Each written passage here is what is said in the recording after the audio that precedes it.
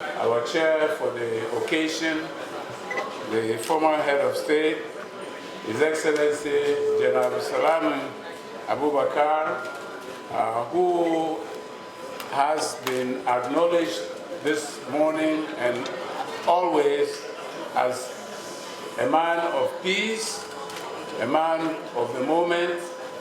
Anytime there has been need for effective mediation and calming down the situation, whether it's in Nigeria, whether it's in ECOWAS on the African continent, General Salami has been there to play his role, and we are very honored.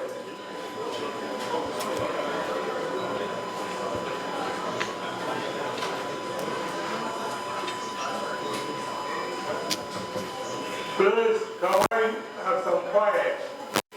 We are here to listen to the guest speaker. If you have any other agenda, please get out of here. Otherwise, please shut up.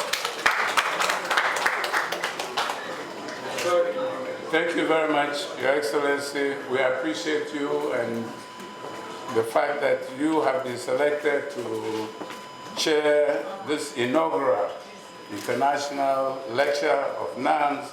Augurs well for the future of these lectures. I'd also like to acknowledge the Honorable Minister of Information and the Managing Director of NANS for extending to me this invitation to be the guest speaker for these inaugural lectures. I am most grateful. Of course, at the high table, we do have the CDS. We appreciate his effective role in fighting terrorists, violent extremists, bandits, and also in particular his role in bringing on board Niger to join once again the MJTF in the fight against Boko Haram in particular. And I was just whispering to him that following the successful effort with Niger, we are awaiting his visit also to Burkina Faso and to Mali, inshallah. Let me acknowledge all distinguished invited guests who are here with us. I've been given an onerous task to address critical issues relating to violent extremism and terrorism in Sahel. What are the causal factors? Who are the non-state actors at the heart of the ring of violence that has engulfed the Sahel? How is it impacting Nigeria? And maybe some reflections on the way forward. I have a limited time to do that. And because there will be a panel discussion, I shall summarize the paper which I have delivered to the MD NAN and which will be widely circulated. Let me, however, put this discussion in a context, in an African context. It's an African context where certain security challenges are beginning to distract the continent from tackling urgent problems of poverty, development, addressing the needs of our population, and putting our continent on a track of emerging as developed middle-income countries, etc., etc. There are a number of conflict areas, and I would like to highlight that one of these is the Sahel zone. And the Sahel zone geographically has been defined as that zone from Mauritania, Senegal, across that belt between the Sahara and Savannah all the way to the Red Sea coast.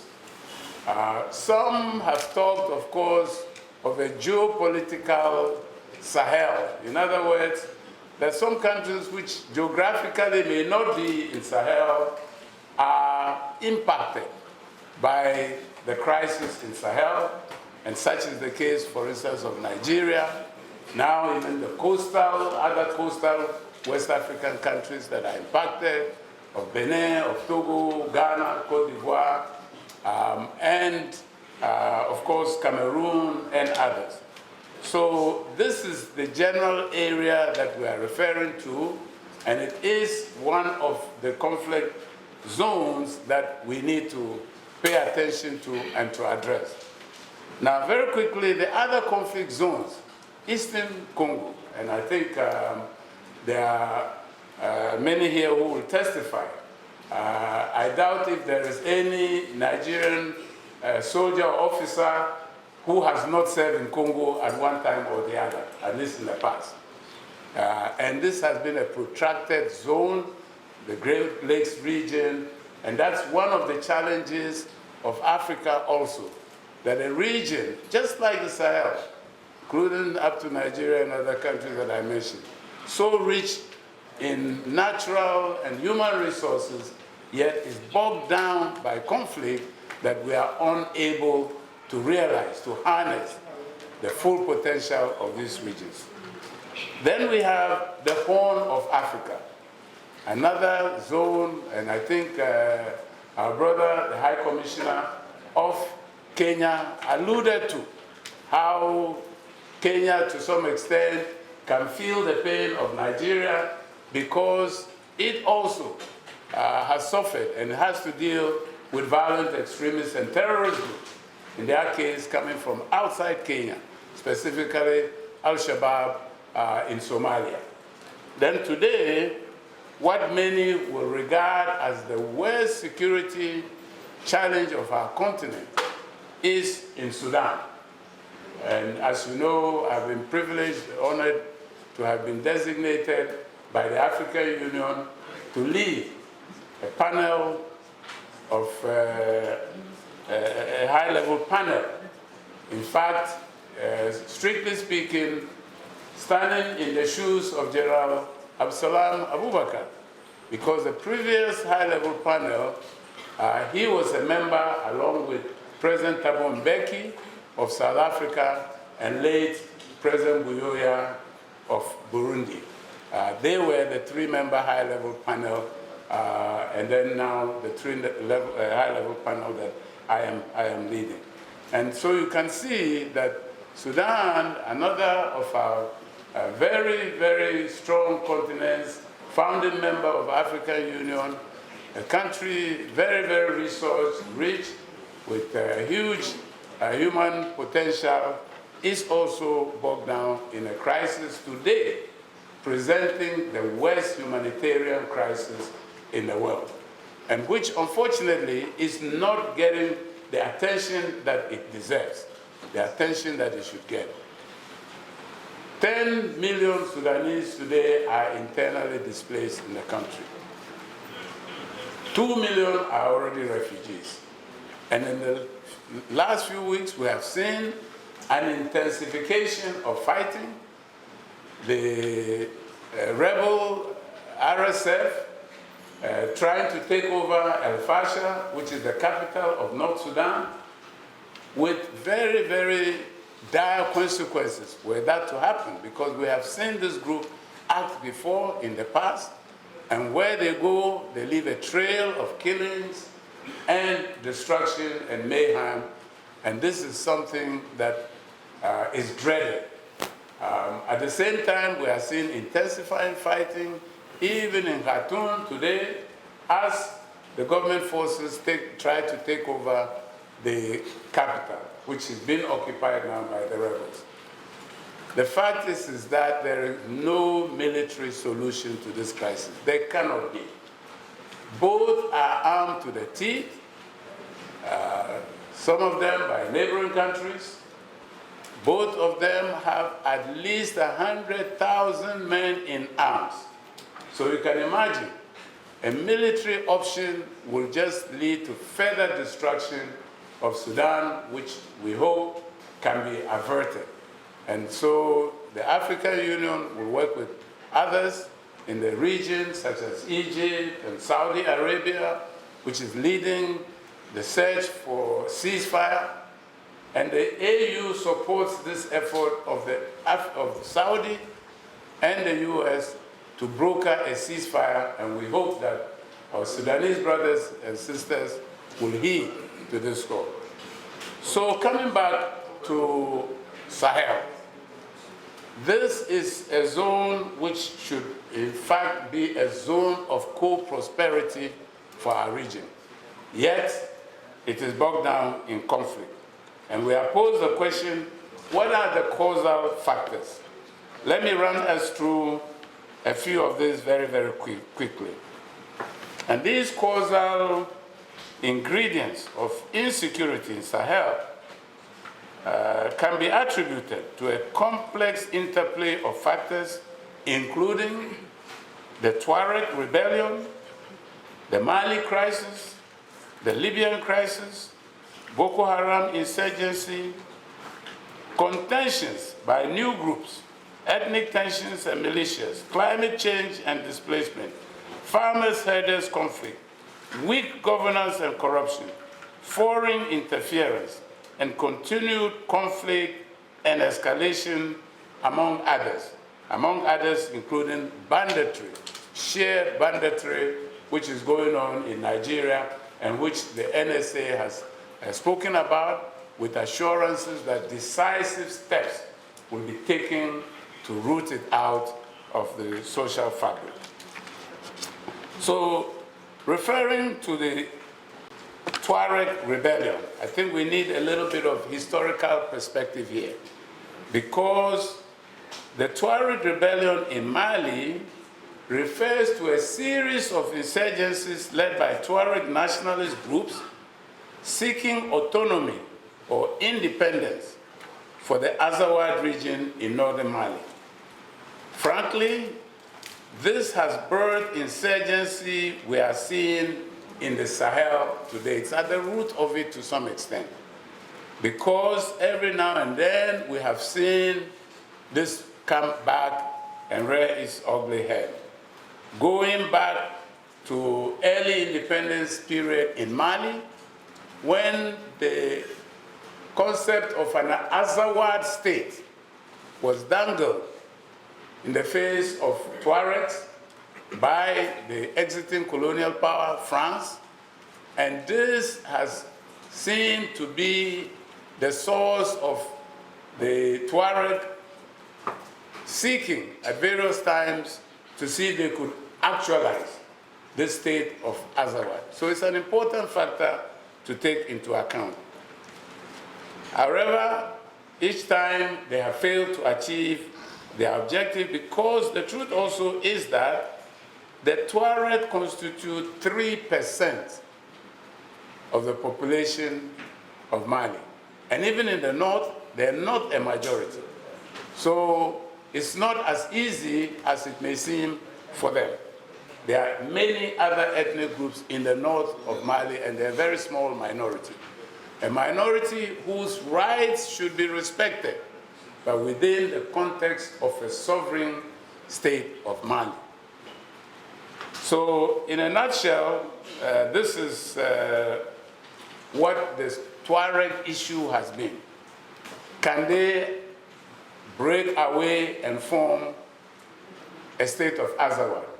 And as you know, even in the Constitutive Act of the OAU, and now the African Union, we have pledged African states to maintain the territorial integrity of our states as they are, as artificial as some of our borders may be. So it's important to keep this in mind. 2, Libyan crisis. Another factor is the Libyan crisis of 2021. From historical accounts, the Libyan crisis, which eventually led to the fall of Muammar Gaddafi, had its root in the desire of foreign powers to effect regime change in Libya.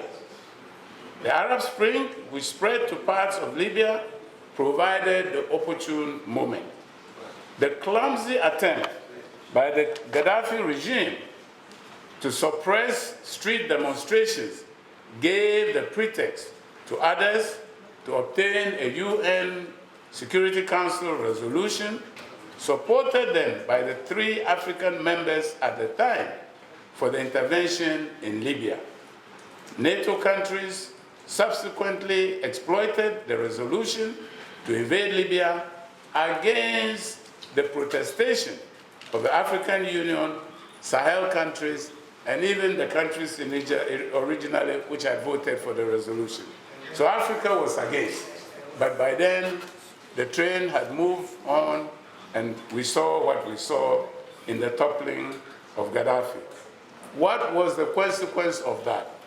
We all know that armories were broken, arms were looted, even central banks were looted, and the Tuareg rebel leaders, many of whom were in Libya, returned home with huge caches of arms and resources. Until today, we are still feeling the consequences of that, of their return. They came home well prepared to resurrect their attempts to create an Azawad state. Along with that, nearly collapsed and failed Libyan state became a gateway of all manner of terrorist groups to come into the Sahel, and then from the Sahel further afield. I think we were told that, in fact, it was the IGP's representative, that when the insurrection in the Northeast started and they thought they were going to be dealing with Nigerian young men and women in Boko Haram, only to find out that all manner of nationalities were involved. And many of them were coming from Sahel because they were part of international terrorist groups which had found an easy way through Libya, in particular, into the Sahel. Then, thirdly, I have here what I call the Mali conflict and instability. Specifically, the inability of Mali to deal with this crisis caused it to spread.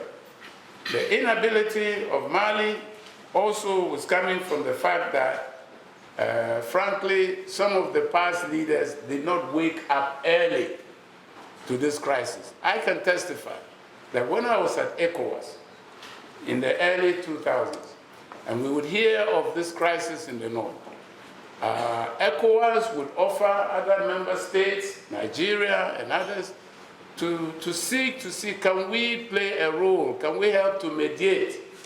And there was always a pushback not to have ECOWAS intervene. And yet, at the same time, the state of Mali itself proved incapable of handling it. The result is that even the government of Amadou Toumani Touré, who was a general and had otherwise established good credentials for himself, he was like our respected General Absalam, led a transition and insisted on handing over to civilians in Mali. So he was highly respected. Then he came back to politics and won. But in his execution of the crisis in the north of Mali, frankly, he failed. The result is that junior officers overthrew him when he was a civilian elected president. This was in 2012. And that just led from one crisis to another. Because even the captain who staged the coup couldn't hold the situation. The army felt that it wasn't being supplied, and that enough attention was not being provided, resources, material. And so the crisis deepened. And the terrorists expanded their territories within Mali, and in fact started even to enter Burkina Faso and Niger. So the three-border region of what was called the Litako-Gourma, three-border region between Mali, Burkina Faso, and Niger became a nest of violent extremist terrorist groups. And that problem of inability of Mali to effectively control its territory. Of course, one has to also acknowledge that it's a very expansive territory, and you have so many what are called ungoverned spaces within Mali. And this inability is the root of the political instability we are seeing in Mali today. Political instability which has led to another, in fact, 2 coups, a coup within a coup. And it's not evident that the current government itself will be able to face this gargantuan security challenge that it faces. It is a real nightmare for the country. Then we have, of course, climate change and displacement. We all know that the Sahel is one zone which has been experiencing climate change for a long time. Many of us recall the Sahel farming of the 70s. You know, precisely between 70 and 73, there was a major Sahel farming crisis as a result of the spreading desert. We all know that the Sahara Desert is supposed to be, you know, inching closer southwards, and so it brought a lot of tension because it led to dwindling natural resources for the population. And so if there is one crisis that one can also acknowledge as a climate-induced crisis, it is certainly the crisis in Sahel, as indeed is the crisis in Sudan, especially in Darfur. I was privileged to be sent by the UN and the AU to lead the joint mission in Darfur. And I recall that when I arrived there and I witnessed the tension between herders and farmers, they're mostly camel herders and farmers, I immediately said, I can see here that it is a climate-induced conflict because the river bodies were shrinking, arable lands were shrinking, so the natural tension was there. Now, weak governance and corruption. Weak governance and corruption have helped to create a conducive environment for insecurity in the Sahel region in several ways. Lack of institutions, and the inability of governments to provide basic services, security, justice, education, health. All of this have contributed to worsening an already very delicate situation. Most countries have ineffective security forces, as I have mentioned. I gave the example of Mali, which has so much territory and they are unable to exert effective control over all these territories, but also other civilian institutions of providing education, healthcare, the basic needs, water, are lacking. And this is largely attributable also to weak institutions. Foreign interference, I have referred to already. External actors, including global powers and terrorist organizations for that matter, have exploited instability in the Sahel region for their own interests. So that on the eve of independence, I mentioned how the prospect of an Azawad state for the Tuaregs has been one of the factors which has kept this rebellion alive. And then with reference to terrorist groups, we have Al-Qaeda and Islamic State, who see this huge expanse of territory in which the governments are not able to take full control as breeding ground for proliferating their false ideologies and for perpetuating terrorist activities. Now, coming to Boko Haram, I think here the inaugural speeches, the goodwill messages have sufficiently dealt with this, and I need not belabor the point. The fact is that we have seen Boko Haram at its peak, and today it is on the retreat. And we are encouraged by the determination of Nigerian security forces to ensure that they root out Boko Haram. And as the CDS himself has told us, they can run, but they cannot hide. Because wherever they hide, they'll be smoked out. At the same time, we have also been assured that the approach will not just be a kinetic approach. It will not be just a military approach, that it will be marked by dealing with the root causes. We should not ignore the root causes. And I think the governor of Katsina nailed it on the head when he said that it should be kinetic approach plus addressing root causes of violent extremism and terrorism. And in this regard, let me only add that in the effort, the important effort that Nigerian security forces are embarked on in their counterterrorism and counterinsurgency operations, focus should also be given to the financing and supply networks. These need to be effectively cut off because that's the blood stream that is feeding the monster. So the financing and supply chain networks need to be effectively addressed. And I think Controller General mentioned, for instance, that attention will be given to fuel supplies because we see them riding, in hundreds and thousands of motorbikes and sometimes vehicles across the south. Where are they getting their fuel supplies? This is an interrogation that we have to keep in mind.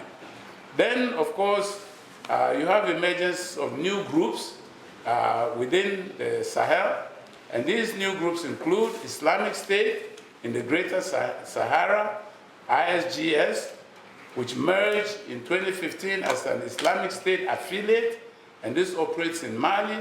We have seen their ugly head in Nigeria here, and Burkina Faso, and since they have carried out a number of attacks on military and civilian targets. Then in 2016, Ansarul Islam was formed to operate in Burkina Faso and has over the years carried out attacks in similar fashion. Another group known as Jamaat Nusrat al-Islam wal-Muslimin, JIM, was formed in 2017 as an Al-Qaeda affiliate, and this operates in Mali, Niger, and Burkina Faso. We also have ISWAP, Islamic State West Africa Province, and we have seen its ugly head also in collaboration with Boko Haram, particularly in some of the islands in Lake Chad Basin. Coming back, I should, because I talked about climate change, and I forgot to mention, but it's important, that one of the areas that have been hugely impacted by climate change has been the Lake Chad Basin, particularly Lake Chad. And the scientists have informed us that since 1950, Lake Chad has shrunk by 90%. 90%, that much. In fact, I learned this here in Abuja when very early on in the government of President Buhari, there was a conference on Lake Chad Basin. And a Nigerian expert at NASA in the US, who has been tracking satellite pictures of Lake Chad, provided us this authoritative figure, that the lake has shrunk by 90%. So you can imagine the impact, on farming communities and fishing and other livelihood activities. So this is one of the things to contend with. Now,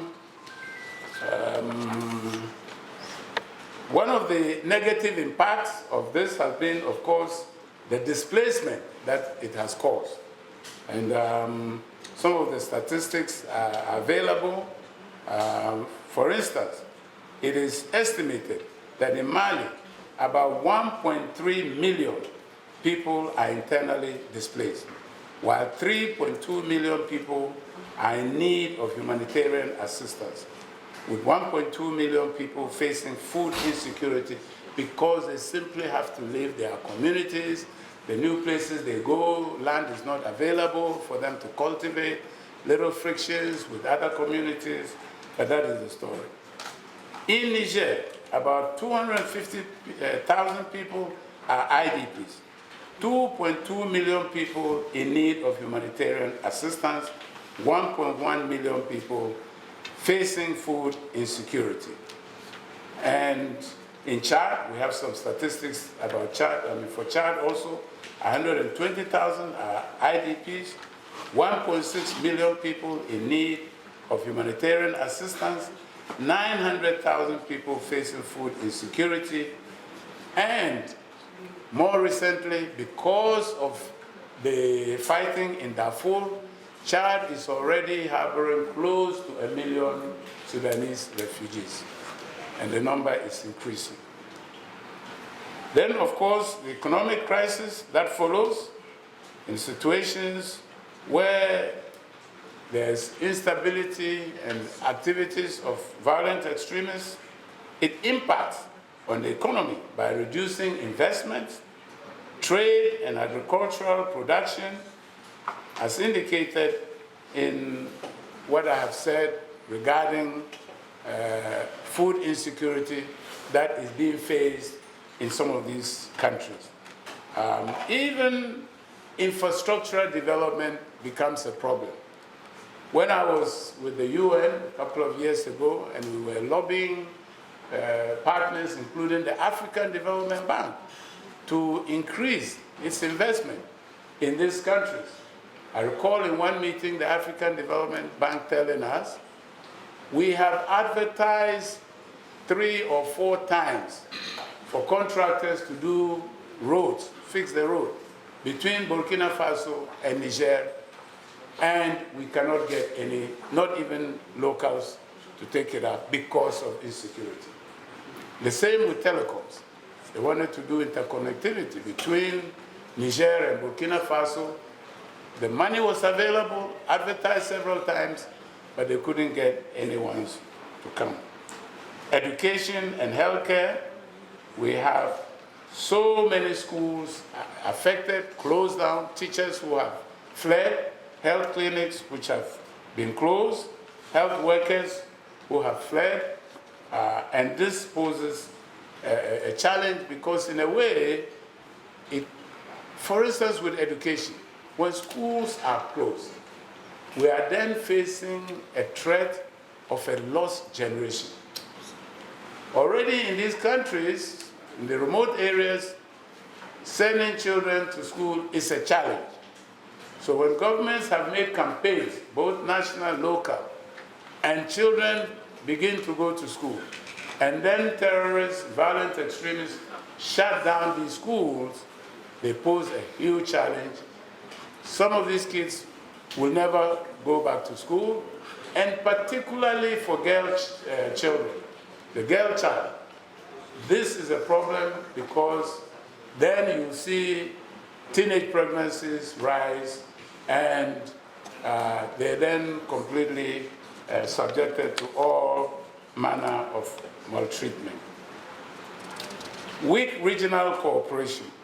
The situation has really taken a toll on regional cooperation, making it tough for countries to work together to address common challenges. Although regional cooperation is a beneficial multilateral platform that could provide requisite support and assistance to countries in dire situations, the countries of the Sahel region seem engrossed in the challenges thrown at them by diverse, all these problems that we have alluded to, and consequently, they are seeming to be frustrated, even with a regional approach, as witnessed today in the crisis that ECOWAS is facing with the 3 member countries of Mali, Burkina Faso, and Niger, they are simply overwhelmed by their problems and are externalizing some of their frustrations. And this calls for a lot of patience on the part of all so that we can see how collectively we can tackle these problems. So I'll try to wind down by suggesting that some of the actions that we need to concentrate on will include, of course, alleviating poverty and inequality. I can't say it enough, and I'm sure the panelists will amplify on this. We need to tackle problems of poverty, persistent poverty, and underdevelopment in our countries, and to provide basic needs, particularly for marginalized communities, communities in deprived areas. So some special targeted development programs need to be brought up. These are the issues concerned in dealing with root causes. Many of these are agricultural communities. Let us work to see how we provide water for these communities, dams and other small irrigation, so that they can improve their productivity.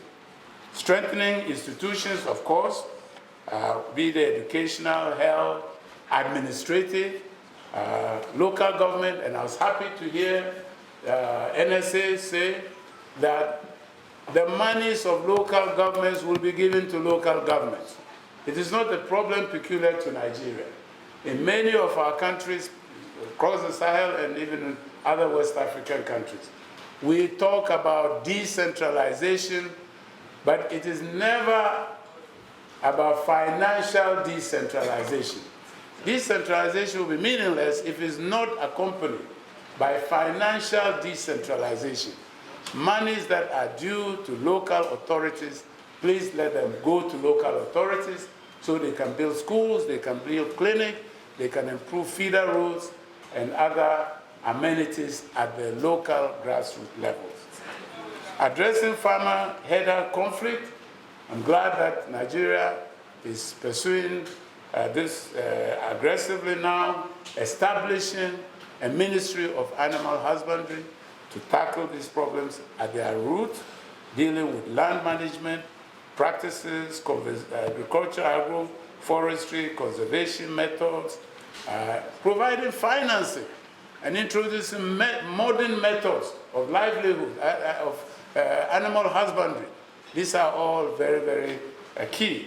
I know that a number of years ago, under the Office of Vice President Osinbajo, a 10-year plan on dealing with herders was developed.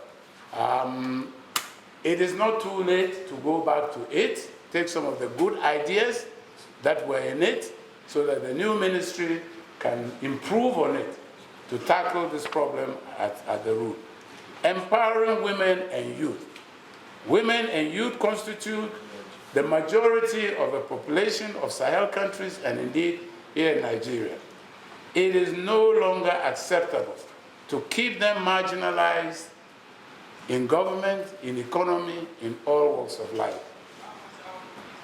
They are often the principal victims of insecurity. At the same time, youth in particular have been mobilized by terrorist groups as fighters.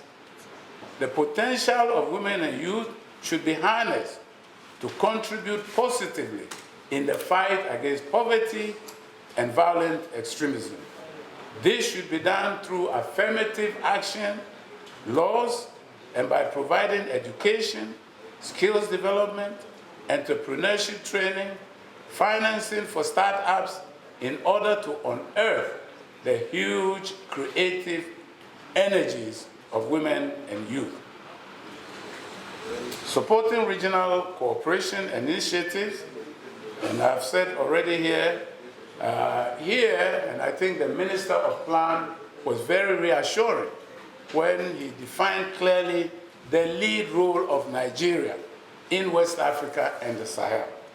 Nigeria should engage with neighboring countries to address shared security challenges through intelligence sharing, collaboration with continental and sub-regional partners, partnership with neighboring countries through bilateral agreements and treaties should be fostered, as this could ensure cross-border protection and joint military operations to address common security challenges.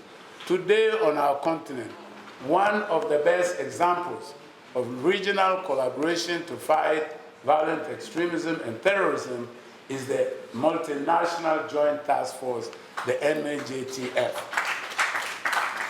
And it is assuring that this is an entirely African-led process, an entirely African-led process. And with Nigeria being the key, the backbone of this force. We commend Nigeria for this role, and we believe that the potential is there for this leadership to extend across the Sahel also. And in that regard, we are particularly pleased with the initiative to bring back Niger into the MNJTF. And once again, General Yaramusa, we commend you for this initiative. And as you have brought Niger back, we hope that the diplomatic efforts also will continue.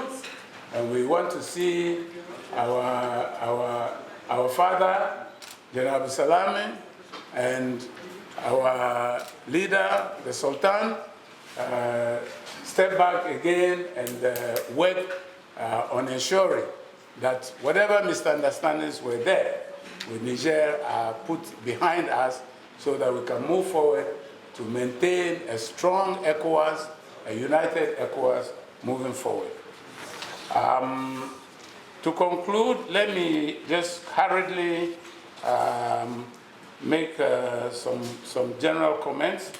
One, I've just said this, prioritize diplomacy over military solution in sub-regional disputes. And here, formal and informal channels, such as deployment of traditional and religious leaders, private sector, women and youth, civil society, and military, with their contacts, should be deployed, and we've seen it work very well with the rapprochement between Nigeria and Niger. Mobilize all countries and relevant regional resources to confront and defeat the spreading extremists and violent extremists and terrorist threat. The three Sahelian countries bearing the brunt of terrorist attacks cannot alone shoulder the responsibilities. They will require the effective support of the entire sub-region, which is also threatened by spread of terrorism. And we hope that our brothers there are listening and are analyzing things correctly. It is not a fight for them alone. And the region is willing now and able to join hands with them, join forces with them in this common fight. We need also to review ECOWAS sanctions regime to apply them equitably against both military coups and unconstitutional changes of government by civilian leaders. Sanctions must be applied creatively in order not to deepen already dire security situations. And four, Nigeria should lead the efforts to ensure a unified approach towards exploitation of critical and precious minerals in the sub-region and the value additions to raw materials in order to address youth unemployment. Youth unemployment is a big challenge. And what we are witnessing is that we are not making progress in value addition, whether it's agricultural raw materials or even now the mineral resources that we are very richly endowed with. And so again, the Minister of Plan was right on point with that, talking about how strategically we should work collaboratively. We have enough private sector financial resources and financial institutions to invest ourselves in these resources so that we create the value chains here in the Sahel, in Nigeria, in West Africa, on our continent. We cannot let others simply just take our raw materials and go and create jobs for their young people when we are left with teeming youth, unemployed, who are then lured into all kinds of adventures, including violent extremism. And as we work to actualize the African Continental Free Trade Agreement, ECOWAS should resist any temptations to restrict the free movement of persons, goods, and services from the 3 member states threatening to withdraw from it. Some of us are advocating that we must make every effort to maintain our ECOWAS of 15 member states. And even if they are threatening to go, we should not be tempted to engage in any retaliatory actions, because for some of us, we are convinced that this is just a passing cloud. It's a storm in a teacup. How long will the military regime stay? How long? And definitely these 3 countries will come back to their home, which is ECOWAS. So it requires a lot of maturity in handling it, and I believe that we will all be minded to act tactfully, diplomatically, so as to preserve our ECOWAS, and we are looking forward to celebration of its 50th anniversary next year, so that our organization will continue to move from strength to strength and be able to help in the fight against violent extremism and terrorism, which, from the assurances we have received today from NSA and all the political leaders of Nigeria who have spoken today, it shall be defeated. Thank you.